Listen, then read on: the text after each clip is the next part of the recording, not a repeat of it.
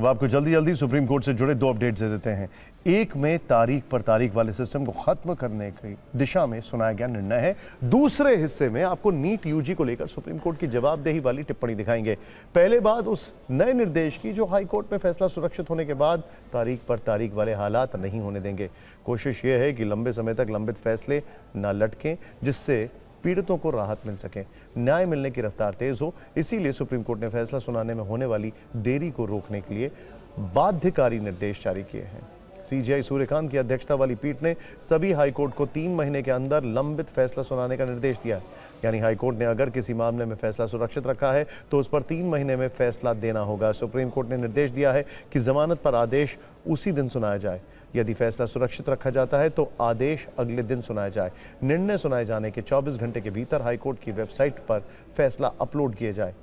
जमानत या सजा निलंबित करने के तुरंत बाद अधिकारियों को सूचित करें और विचाराधीन दोषी कैदी को उसी दिन या ज्यादा से ज्यादा अगले दिन रिहा किया जाए। सुप्रीम कोर्ट ने निचली अदालत को नियमित जमानत आदेशों की तत्काल सूचना देने का भी निर्देश दिया है।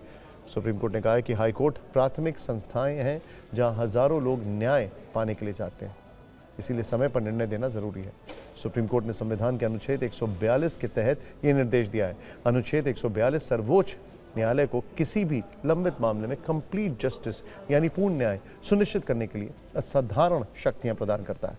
इसके तहत सुप्रीम कोर्ट ऐसे आदेश या निर्देश पारित कर सकती है जो किसी विवाद के संपूर्ण समाधान के लिए जरूरी है। अब सवाल है कि अगर फैसला सुरक्षित रखने के 3 महीने के अंदर निर्णय नहीं आता है तो पीड़ित पक्ष क्या करेगा? इसे भी सुप्रीम कोर्ट ने स्पष्ट कर दिया है। पक्षकार निर्णय जारी करने की प्रार्थना सहित आवेदन दाखिल कर सकते हैं। कोई भी पक्षकार नए सिरे से सुनवाई के लिए पीठ बदलने का आवेदन कर सकता है। यदि निर्णय सुनाए जाने के 15 दिनों के भीतर तर्कयुक्त निर्णय अपलोड नहीं किया जाता है तो पक्षकार शीघ्र निर्णय के लिए आवेदन कर सकते हैं। अगर किसी कारण से 1 महीने के भीतर तर्कयुक्त निर्णय अपलोड नहीं किया जाता है तो पक्षकार मामला किसी अन्य पीठ को सौंपने के लिए आवेदन कर सकते हैं।